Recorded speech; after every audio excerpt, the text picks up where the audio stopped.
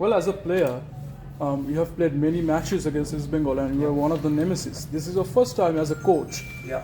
And today, if you talk about your team and your assessment of the match, your team was trying to put the ball behind the defense line of East Bengal. Many times you tried that, though there was very less of a success ratio. Yeah. How do you assess that yourself? See,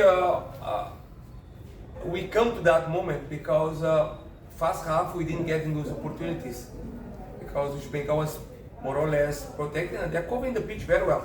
The way they're doing physically, frankly speaking, it's not that they're fitter than us because East Bengal starting later than us. Yes. But I feel us coming a little bit more about maturity, players that having more experience, so they are able to controlling those spaces very well. I think they have done that very well in the first half. Second half, you starting getting tired, so you don't want running anymore back. So I think they starting going. They try to pressure us, defend forward, where they could win the ball and maybe scoring a goal over there itself. And then I think they give us opportunities where we could explore it better. But I think, as I said, we are not smart enough. When we had that ball, didn't have made enough runs also to get in that ball behind. That's something I have to look in for maybe this coming week to see if you can improve in. Maybe in those moments, maybe we can take a little bit more out of those situations. আপনার যাই হয় আর কি আরও হতে পারতো, তবে ঠিক আছে, খেলাটা আস্তে আস্তে ঘটছে। আমরা যে স্টাইল খেলতে চাই, নতুন অনেক মুখ আছে আপনারা দেখছেন, তারা আস্তে আস্তে আসছে, ঠিক আছে। আচ্ছা, আপনি যেমন বললেন অনেক নতুন মুখ আছে, আজকে একটা নতুন মুখ দেখা গেল, মোহাম্মদ বিলাল। হি ওয়াজ ফ্যান্টাস্টিক টুডে। আপনার অ্যাসেসমেন্ট কি, আর্লি অ্যাসেসমেন্ট ওকে নিয়ে প্রথম ম্যাচ? আর্লি অ্যাসেসমেন্ট আমি করতে যাই না, কারণ অনেক সময় দেখা যায় আর্লি অ্যাসেসমেন্ট করি, পরে সেটা ফ্রুটফুল হয় না। যাই হোক, ছেলেটার মধ্যে আমি ফার্স্ট যেদিন এসছে সেদিন থেকেই আমি ছেলেটাকে আমার খুব ভালো লাগছে। প্রপার নাম্বার 9 যাকে বলে, সিঙ্গেল স্ট্রাইকার যদি হয় একদম পারফেক্ট, কিন্তু জানি না কী করবে। ইমপ্রেশন এক্সপেকটেশন সবই ভালো, এখন দেখা যায় কী করে।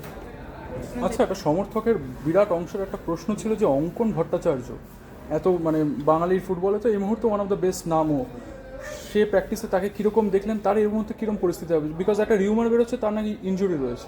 না, কোনো ইঞ্জুরি, অঙ্কনের কোনো ইঞ্জুরি নেই। অঙ্কন চলে আসবে, ওর একটু টেকনিক্যাল প্রবলেম ছিল, এই জন্য এখনো আসেনি আর কি।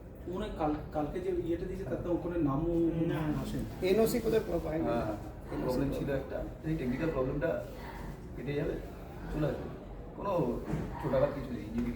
মাঝমাঠে একটা নতুন জুটি ব্যবহার করছেন, আগে তো নাসিব ছিল, তার সাথে তন্ময় খেলতো, এখন তো রিকি খেলছে, ফার্স্ট ম্যাচ খেললো একসাথে। আপনার কীরকম লাগলো দেখে, কতটা ইমপ্রুভমেন্ট করার জায়গা রয়েছে মনে হয়?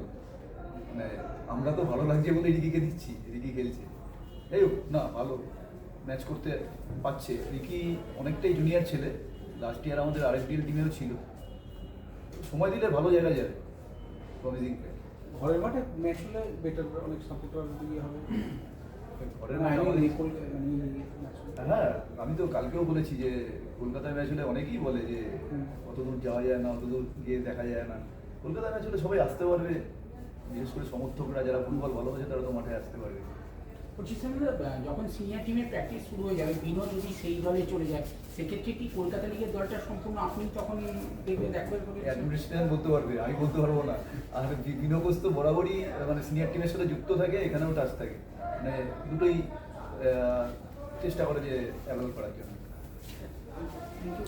Thank you so much, thank you so much. গোটা পাঁচের হতো।